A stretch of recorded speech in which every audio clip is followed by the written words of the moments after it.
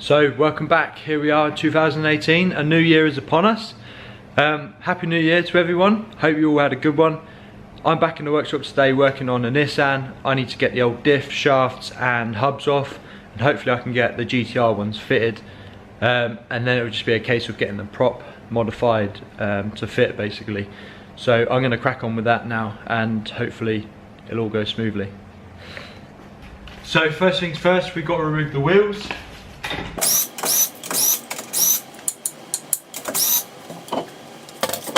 So the wheels are off. I've got Z32 calipers and the drum brake set up for the handbrake. So in order to remove that, I need to take the caliper off, and then I need to take the disc off, then the drive shaft nut, and then take the drive shaft out. And I'm hoping, if I remember rightly, that I can get the wheel bearing and hub out of the, or the wheel bearing out of the hub assembly. So that's what I'll hopefully be able to do now.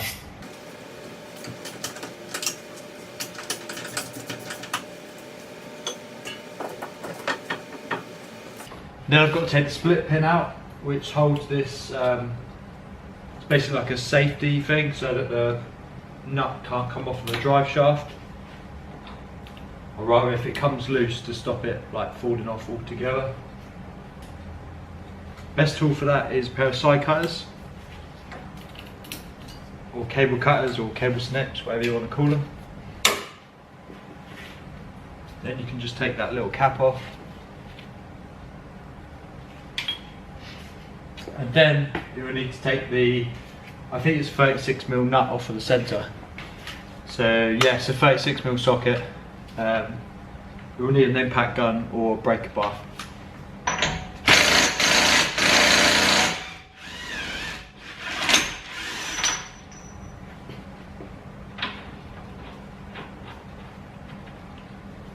I'm going to put the nut back on because sometimes the splines get a little bit corroded inside and the drive shaft can stick, so sometimes you have to tap the end of a hammer. It's always good to put the nut back on, at least half the threads, because otherwise if you slip with a hammer you can damage the threads on the drive shaft and then you'll be in a world of trouble trying to repair the threads.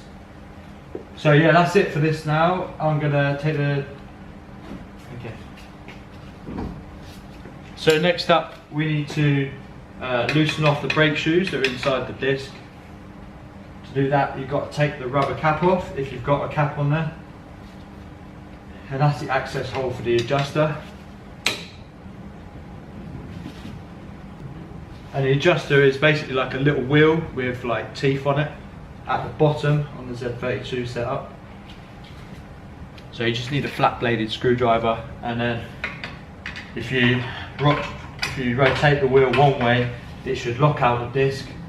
If you try and turn it, so you know you've gone the wrong way because you're tightening it. So you just need to go back the other way until it's loose,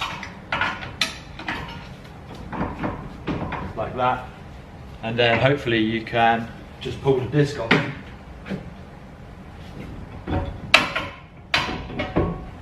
Like so. Easy. Alright, so now I'm going to take the car up in the air, drain the diff oil, undo the take the car up in the air, drop the diff oil out, let it drain. Now I'm going to take the drive shaft bolts off and hopefully remove the drive shafts and hopefully drop the diff down as well. So let's cut to that. So I'm going to drain the diff oil now. It just makes it easier draining it while the diff's on the car instead of it on the floor, or at least to get the most of it out anyway.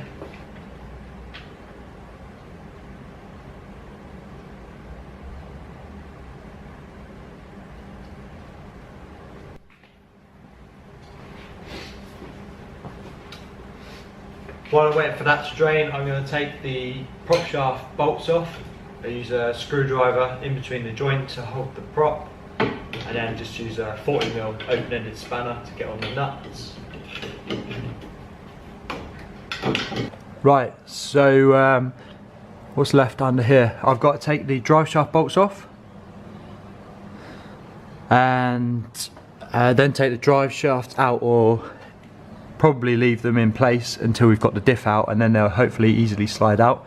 So just the drive shaft bolts, the back 4 on the diff casing where it mounts to the subframe, and then there's 2 at the front which hold it to the subframe as well.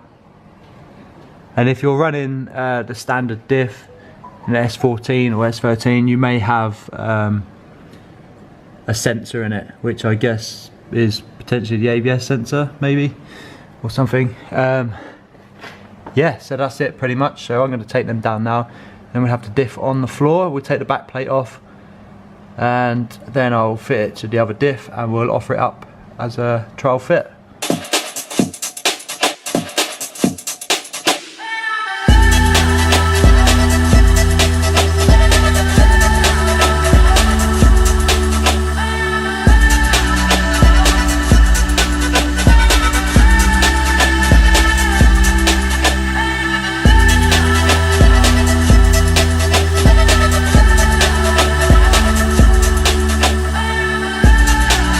Okay, so I've taken the GTR backplate off and fitted my S13 one.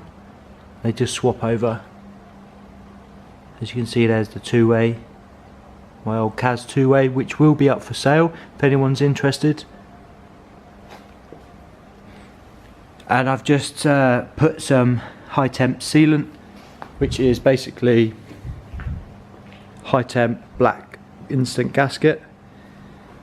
I know you can get the original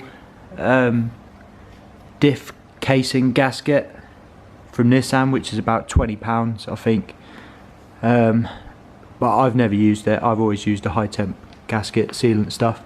So yeah, that's what I've done. I'm going to offer the diff up, make sure it all fits up and bolts up alright, and then I'm going to tackle the drive shafts, the hubs should I say. So I'm going to take the old hubs off and fit the new hubs, hopefully, if they come off alright, that is. So when you've removed the hub, which is held on by, or the wheel bearing, sorry, which is held on by these 4 19mm bolts, they're held on from the back. It does need a bit of a hammer.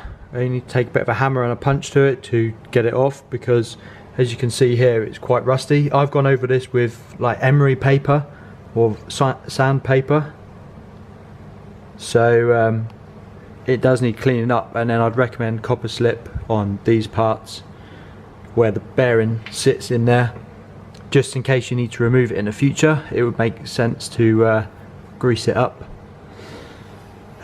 So yeah, the other difference is the GTR wheel bearings.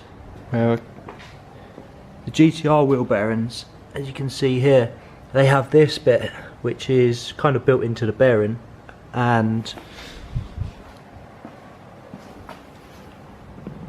the 5 stud other ones don't. So I'm hoping that this will mount up basically there where that plate goes, but we'll see in a minute. So yeah, I will let you know in a second. One issue I have run into is I had to swap this main part here over of the brake assembly from the GTR setup. It's slightly different. It has that notch on it, that little lug bit, which is basically interfering with the brake shoe. So the shoe is supposed to sit on there, and it can't get near it because of that lug there. So all I'm going to do is cut that off with a disc cutter and then grind it flush, and then hopefully that will be perfect. As you can see on the old one that was originally on there, there's no lug, so I'm not really sure why that's different on the GTR, but maybe the rear brakes are different. So that's it for today.